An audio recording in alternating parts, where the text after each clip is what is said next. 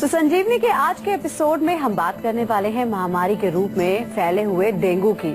आज डॉक्टर चौहान से जानेंगे क्या है डेंगू, क्या है इसके शुरुआती लक्षण, कैसा हो डेंगू के मरीजों का आहार और दिल के मरीजों के लिए कितना खतरनाक है डेंगू। साथ ही संजीवनी टिप्स में जानेंगे टॉन्सिल्स का आयुर्वेदिक इलाज क्या है। लेकिन आइए उससे पहले जान लेते हैं डेंगू को हम कैसे पहचानें।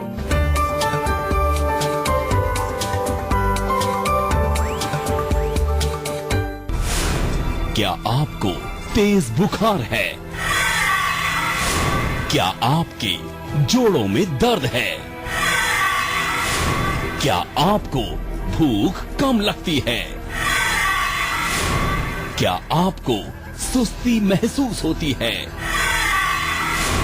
तो हो जाइए अलर्ट, कहीं आपको डेंगू तो नहीं।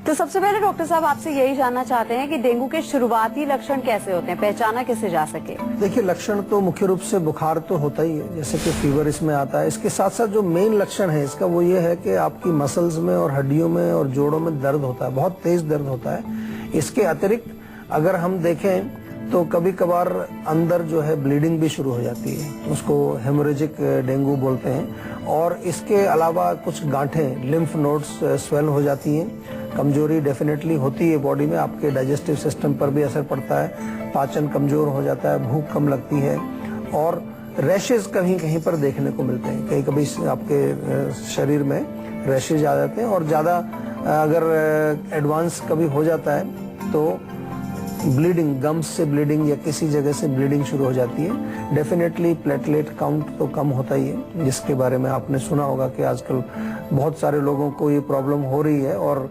काफी इस पर चर्चा भी चल रही है कि भाई किस प्रकार से इसको कंट्रोल किया जाए। लेकिन फिर भी जो है, जो डेंगू है मच्छर से होता है, तो प्रिवेंशन के बारे में भी हमें सोचना चाहिए कि किस प्रकार से हम अपने एरिया को, साफ सफाई को ध्यान से रखें।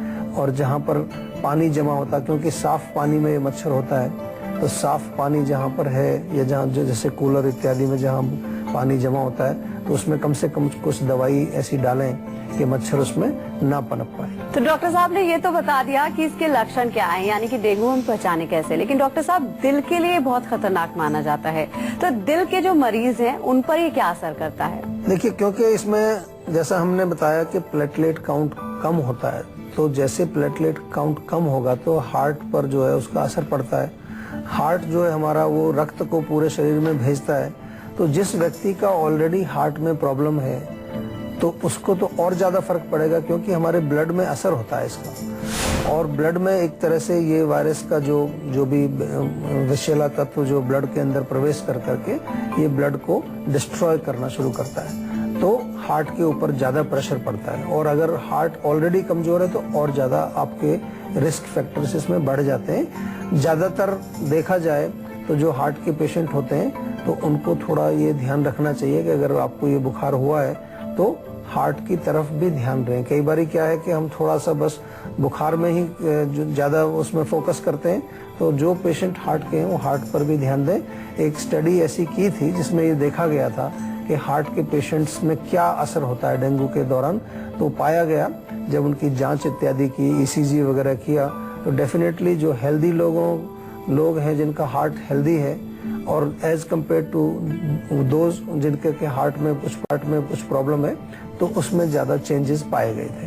तो इसको थोड़ा सा समझना चाहिए। बुखार है, इसको जो है ये भी हमारे आयुर्वेद में दंडक ज्वर के नाम से भी कहते हैं, क्योंकि काफी पेन होता है, फटीग काफी होती है, काफी हेडेक भी, सिरदर्द भी इसका एक मुख्य लक्षण है। सिरदर्द काफी तेज होता है। ब्रेक बोन फीवर भी इसको कहते हैं, कई बार इस नाम से भी बताया जाता है। और ये एक प्रकार का मच्छर है जो वायरस को ट्रांसमिट करता है, उसके कारण ये बुखार होता है। तो चलिए अब डॉक्टर साहब से जान लेते हैं कि डेंगू हमें ना हो। डॉक्टर साहब, इसके लिए हम क्या बचाव कर सकते हैं? देखो, कोई भी रोग होता है, उसको लड़ने के लिए, उस रोग से लड़ने के लिए हमारे शरीर में एक शक्ति होती है जिसको हम रोग प्रतिरोधक शक्ति कहते हैं, इम्यूनिटी पावर हम इसको कहते हैं। तो इम्यूनिटी पावर जब हमारी स्ट्रांग होती है तो हम रोगों से लड़ भी सकते हैं, प्रिवेंट भी कर सकते हैं।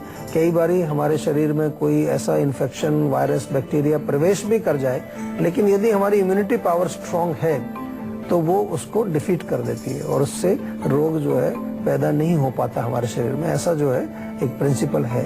तो इम्यूनिटी हमें स्ट्रांग रखनी है। दूसरी चीज, कोई टॉक्सिक मटेरियल्स बॉडी में जमा ना हो। तो क्या क्या कर सकते हैं हम? एलोए वेरा जो होता है, घृत कुमारी, उसका ताजा गूदा निकाल करके सुबह आप खाएं रेगुलरली। 2-3 चम्मच उसके खाली पेट आप खाएंगे तो आपकी इम्यूनिटी स्ट्रांग रहेगी। इसके अतिरिक्त हमारे यहाँ आयुर्वेद में च्यवनप्राश, हम उसका जिक्र करते हैं कई बार। च्यवनप्राश का आप सेवन करें। आंवला खाएं। आंवले आप जो है ताजे भी खा सकते हैं, आंवले का चूर्ण भी ले सकते हैं, आंवले का मुरब्बा भी आप खा सकते हैं, आंवले का जूस निकाल करके भी आप पी सकते हैं। और नीम सबसे बढ़िया चीज है। नीम का सेवन नियमित रूप से अगर आप करते रहेंगे तो आपके शरीर में इम्यूनिटी भी बढ़ी रहेगी। और कभी कभार कोई अगर वायरस, बैक्टीरिया कोई बॉडी के संपर्क में आता है तो क्योंकि नीम में एंटीवायरल, एंटीबैक्टीरियल ये सब गुण पाए जाते हैं तो वो उसको नष्ट कर सकता है। और यदि फीवर का आपको टेंडेंसी रहती है, बार बार बुखार होता है, आपको लगता है कि पित्त बॉडी में बढ़ा हुआ है आपके, तो गिलोय का सेवन भी इसमें बताया जाता है। गिलोय का आप जो है काढ़ा बना करके पी सकते हैं या उसका थोड़ा सा रस निकाल करके पी सकते हैं। तो ये तो रही आपको कि किन किन जड़ी बूटियों से आप अपनी रोग प्रतिरोधक शक्ति को बढ़ा सकते हैं। इसके साथ साथ बहुत इम्पोर्टेंट ये भी है कि आप अपने आसपास जो है साफ सफाई रखें, क्योंकि विशेष तौर पर ये जो मच्छर है, अगर मच्छर ही नहीं होगा वहां पर पैदा तो रोग भी नहीं आएगा। तो इसलिए हमें साफ सफाई का भी ध्यान रखना है। अगर रोग से बचना है, प्रिवेंशन हमें चाहिए, धूपन करना चाहिए घर के अंदर। जो आपकी धूप सामग्री जो होती है, जिसमें कई बार हवन सामग्री होती है, उसको आप घर में नियमित रूप से जलाएं, जिससे कि धूपन अगर होगा तो वो भी एक तरह से डिसइंफेक्टेंट का काम करती है।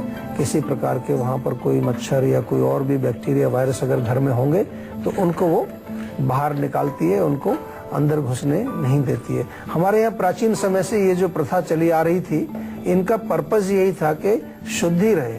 हमारा जो प्राचीन संस्कृति है, भारतीय संस्कृति है, उसमें शुद्धि, साफ सफाई का बहुत महत्व था। अनफॉर्चुनेटली अभी ये नए जमाने में बहुत ज्यादा गंदगी, जब से प्लास्टिक आ गया है तो प्लास्टिक ने बहुत गंदगी की है। और इसके अतिरिक्त जो है अभी हमारा जो कंजेशन बढ़ा है, खास तौर से जैसे हम दिल्ली की बात करें, दिल्ली एनसीआर की बात करें, तो पॉपुलेशन इतनी तेजी से बढ़ी है कि जगह उतनी है, लोग ज्यादा आ गए हैं, तो उसके कारण भी गंदगी बढ़ती है। एक कॉलर हमारे साथ जुड़ गए हैं, अजय हैं पंजाब से। क्या जानना चाहते हैं आप? जी सर, एक्चुअली मुझे ना बीच में ऐसी नॉर्मल खांसी हुई थी, तो मुझे लगा कि क्या कहते हैं नॉर्मल है, ठीक हो जाएगा, जैसे कोई सिरप वगैरह लेके जी। बट जो है ये अभी भी मेरे को ऐसा लगता है जैसे बीच बीच में जो है, एक्चुअली मैं जॉब करता हूँ, ठीक है, तो मैं जैसे ऑफिस में घर रहता हूँ तो इतनी नहीं होती प्रॉब्लम, बट ऑफिस में मुझे ऐसा लगता है कि प्रॉब्लम जो है ज्यादा ही हो जाती है। अच्छा। मुझे रेगुलर खांसी होती है और कम से कम 1 मंथ होने वाला है ऐसा होते हुए। जो आप बता रहे हैं लक्षण के, छोटी मोटी खांसी हुई, जिसको आपने कहा नॉर्मल खांसी, नॉर्मल तो नहीं होती, अब नॉर्मल ही होती है खांसी। तो पानी में थोड़ा ताजा अदरक, थोड़ा सा सौंफ, जीरा और धनिया, ये 4 चीजें मिला करके उसको उबाल लीजिए और ये पानी आप दिन भर थोड़ा थोड़ा करके पीते रहिए। जरूरी नहीं बहुत बॉइलिंग वाटर आपको भरना है, हल्का सा ठंडा करके, लेकिन गुनगुना रहना चाहिए, वो आप पीते रहिए। और थोड़ा थोड़ा सा कोशिश करिए कि बीच में थोड़ा 2-3 घंटे के बाद थोड़ा बाहर निकल के फ्रेश एयर लें, थोड़ी डीप ब्रीदिंग आप करें तो उससे फर्क पड़ेगा। और खांसी अगर फिर भी होती है, आपको खांसी उठती है ज्यादा, तो कुछ ना कुछ आप उसके लिए जैसे कि मुंह में थोड़ा अदरक का टुकड़ा नमक लगा करके, काला नमक लगा के वो मुंह में रखेंगे तो उससे आपकी खांसी नहीं आएगी। थोड़ा थोड़ा रस जब जाएगा अंदर उसका तो that will also help you. या किशमिश या मुनक्का 1-2 ले लीजिए आप, वो मुंह में डाल के चूसते रहिए, उससे भी थोड़ा सा आपको रिलीफ मिलेगा। तो डॉक्टर साहब, आप जैसे कि बता रहे थे कि डेंगू के मरीज का डाइजेशन कमजोर हो जाता है, तो उनको अपनी डाइट चार्ट में क्या लेना चाहिए और क्या नहीं लेना चाहिए? देखिए, बुखार हो, जब किसी भी प्रकार का बुखार होता है, डेंगू में भी और भी कई जो बुखार होते हैं किसी प्रकार के, तो उसमें डेफिनेटली आपने देखा होगा कि हमारी अग्नि थोड़ी मंद हो जाती है। तो इस अवस्था में अगर भोजन हम गरिष्ठ खाएंगे, हैवी भोजन खाएंगे, तो और ज्यादा नुकसान होगा, क्योंकि आपको मालूम है कि जब खाना पचेगा नहीं तो आम बनेगा। आम एक चिकना पदार्थ, विषैला तत्व, और पहले से ही बॉडी में इतने टॉक्सिन्स हो रहे हैं, इतना वायरस बॉडी में घुसा हुआ है, वो डिस्ट्रॉय कर रहा है हर चीज को। और ऑन टॉप ऑफ दैट अगर हम खाना भी अगर उचित नहीं खाएंगे तो और ज्यादा विषैले तत्व बनेंगे, तो नुकसान काफी भारी होगा। इसलिए लाइट खाना चाहिए, light and easily digestible food, सुपाच्य और पौष्टिक भोजन किया जाए। उसमें क्या क्या चीजें आती हैं, हरी सब्जियां जैसे लौकी, तोरी, टिंडा, पेठा, ये बताते रहते हैं हम काफी। ये सब्जियां जो हैं या पत्ते वाली कुछ साग वगैरह हैं जो आप इनको भी सेवन किया जा सकता है। विशेष रूप से अगर मेथी का साग है, बथुए का साग है, अवेलेबल है, थोड़ा बहुत पालक वगैरह भी मिला करके आप ले सकते हैं। तो इनको आप खाएं, लेकिन तीखा बहुत ना बनाएं, उनको बहुत ज्यादा मसालेदार ना बनाएं, सिंपल कुछ स्पाइसेस यूज करें तो सब्जियां बहुत अच्छी हैं। इसके अतिरिक्त हमारे जो ताजे फल हैं, जो सीजनल फ्रूट्स अगर आपको मिलते हैं वो बहुत अच्छे होते हैं, पौष्टिक भी हैं और इजीली डाइजेस्टेबल हैं।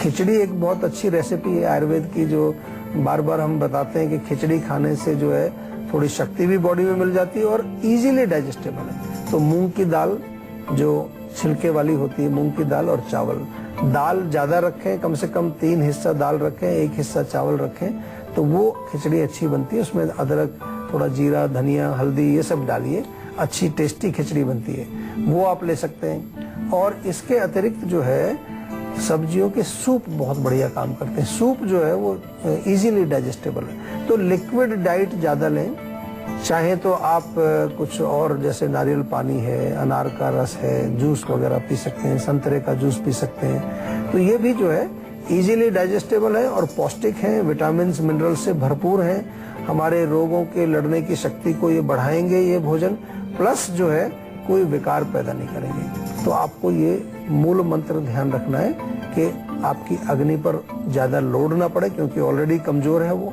दूसरा, जो भी खाएं वो पूर्ण रूप से पच करके शक्ति आपके शरीर में दे, इतना आपको जरूर ध्यान रखना है। और अब बारी है आज की संजीवनी की, जिसमें डॉक्टर साहब से जानेंगे घरेलू नुस्खों से कैसे कर सकते हैं डेंगू का इलाज। तो डॉक्टर साहब, डेंगू से बचने के लिए क्या है संजीवनी? देखिए, बुखार के लिए बहुत बढ़िया हमारे आयुर्वेद में एक अच्छी जड़ी बूटी है जिसको हम गिलोय बोलते हैं, बहुत बढ़िया काम करती है। हमारे जितने भी फीवर के केसेस आते हैं उनमें गिलोय का कोई ना कोई हम यूज जरूर करते हैं। गिलोय का सत्व भी यूज करते हैं, गिलोय का पाउडर भी यूज करते हैं। और बहुत कॉमन है, आपके घरों में आमतौर पर लगी होती है, उसका छोटा सा तना लेकर के कूट करके रस निकाल लीजिए 20 मिलीलीटर के करीब, वो पी जाइए। दिन में 2 बार 3 बार पी सकते हैं उसको, या उसको कूट करके पानी में आधा गिलास पानी में उबाल लीजिए अच्छी तरह से, वो पानी आप पी सकते हैं। ये अच्छा काम करती है। और डेंगू में विशेष रूप से जैसा कि हम कहते हैं कि प्लेटलेट्स कम हो जाते हैं, तो अभी तो बहुत लोगों ने इससे फायदा उठाया है और ये डेफिनेटली अब ये कंफर्म हो गया कि पपीते के पत्तों का रस जो है वो बहुत अच्छा काम करता है। पपीते के पत्तों का रस निकाल लीजिए, लगभग 50 मिलीलीटर के करीब, दिन में 2 बार 3 बार इसका सेवन कर सकते हैं। 2 बार तो जरूर करना चाहिए। और एलोवेरा ताज़ा यदि मिले आपको तो लगभग 30 मिलीलीटर या फिर जो है 3 टेबलस्पून सुबह खाली पेट ये खा जाइए। 5-6 नीम के पत्ते सुबह चबा करके खा जाइए। और तुलसी के पत्ते अगर हैं तो तुलसी के पत्ते भी आप 5-6 पत्ते या तो उनको बॉयल करके आप उनको ले लीजिए या पेस्ट बना करके पानी में घोल के पी जाइए, जैसे भी आपको सुविधा हो, ये भी आप ले सकते हैं। और इसके अतिरिक्त जो है, जैसा कि लक्षण कोई भी बॉडी में होते हैं उसके अनुसार लाक्षणिक चिकित्सा डॉक्टर से मिल करके, आयुर्वेदिक चिकित्सक आपके आसपास जो अगर कोई हैं उनसे मिलिए। घबराने की जरूरत नहीं है। रोग जब कोई आता है, अगर आप अपने मानसिक संतुलन को बनाए रखें, माइंड को पॉजिटिव रखें, तो शरीर में बहुत शक्ति है और हमारे जड़ी बूटियों में बहुत शक्ति है, आयुर्वेद में बहुत शक्ति है और हम रोगों से लड़ सकते हैं और उनके ऊपर विजय प्राप्त कर सकते हैं। लेकिन अगर माइंड आपका नेगेटिव हो जाता है, बहुत ज्यादा आप जो है डर जाते हैं अंदर कि अभी ये बीमारी आ गई तो पता नहीं मैं बचूंगा कि नहीं बचूंगा, तो वहां फिर शरीर भी जो है वो ढीला पड़ जाता है, हमारी इम्यूनिटी भी जो है कमजोर हो जाती है और शरीर में जो लड़ने की शक्ति है वो बिल्कुल क्षीण हो जाती है। तो इसलिए माइंड को भी मजबूत रखना चाहिए, पॉजिटिव रखना चाहिए। डॉक्टर साहब, आजकल डेंगू इतना ज्यादा फैला हुआ है कि हर कोई डरा हुआ है। अगर बच्चों को डेंगू हो जाए तो क्या सावधानियां हमें बरतनी चाहिए? देखिए, बच्चों की इम्यूनिटी डेफिनेटली कमजोर होती है और ज्यादा ससेप्टेबल होते हैं। बच्चे या ओल्ड जो होते हैं उनकी इम्यूनिटी कमजोर होती है। तो मैंने बार बार अपने शो में मैं यही मैसेज देता हूँ कि कोशिश हमेशा पहले प्रिवेंशन की करो। अपना जो उसका कॉज है मच्छर उसको दूर रखो, घर में जो है साफ सफाई ये रखो। लेकिन बच्चों को विशेष रूप से हमें उनको कुछ ऐसे टॉनिक खिलाने चाहिए। हमारे यहाँ च्यवनप्राश बहुत अच्छा टॉनिक है। बच्चों को भी आप बना सकते हैं। शहद बहुत अच्छी चीज है। शहद में आप जो है थोड़ा सा अदरक का रस मिला करके रखें, वो थोड़ा थोड़ा उनको पिलाते रहें, बहुत बढ़िया काम करता है। फीवर में भी काम करता है, किसी तरह का इन्फेक्शन, कोई वायरल इन्फेक्शन, सब में काम करता है। ज्यादा हो तो थोड़े तुलसी के पत्ते भी उसमें डाल दीजिए। आपको उसमें कुछ ज्यादा बच्चों को कोई टेस्ट में भी प्रॉब्लम नहीं आएगी, खाने में बहुत अच्छा लगेगा उनको। तो बहुत इम्पोर्टेंट है और अच्छा आपने प्रश्न किया, क्योंकि बच्चे जो हैं बेचारे कई बार वो असहाय होते हैं, क्या करें। इसमें जानेंगे डॉक्टर साहब से कि टॉन्सिल्स का आयुर्वेदिक इलाज क्या है। जी डॉक्टर साहब बताइए।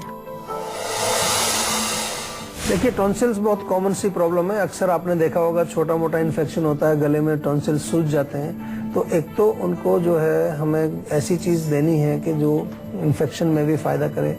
आपके घर में अगर फिटकरी है तो फिटकरी बहुत अच्छा काम करती है। फिटकरी को पीस करके साफ करके थोड़ा तवे पर भून लीजिए और उसका जो है वाइट जो बनेगा भुना हुआ जो फिटकरी है, उसमें से लगभग 250 मिलीग्राम 1/4 टीस्पून के करीब दिन में 2 बार पानी में घोल करके पी लीजिए तो बहुत फर्क पड़ेगा। और जो नॉर्मल फिटकरी है उसका पानी बना करके गुनगुना उससे गरारे करेंगे, उससे भी आपको फर्क पड़ेगा। या नमक के पानी से गरारे करें आप गुनगुने पानी से, उससे आपको बहुत फायदा मिलता है। मुलेठी चूर्ण भी काम करता है इसमें। 1/4 चम्मच मुलेठी चूर्ण शहद में मिला करके आपको चाटने से टॉन्सिल्स में काफी राहत मिलती है। और इसके अलावा थोड़ा सा, क्योंकि हमें इस रोग से लड़ने के लिए इम्यूनिटी भी चाहिए, तो गाजर, चुकंदर, इसका आप सूप बना के लें या इसका जूस पिएं तो उससे भी आपको लाभ मिले।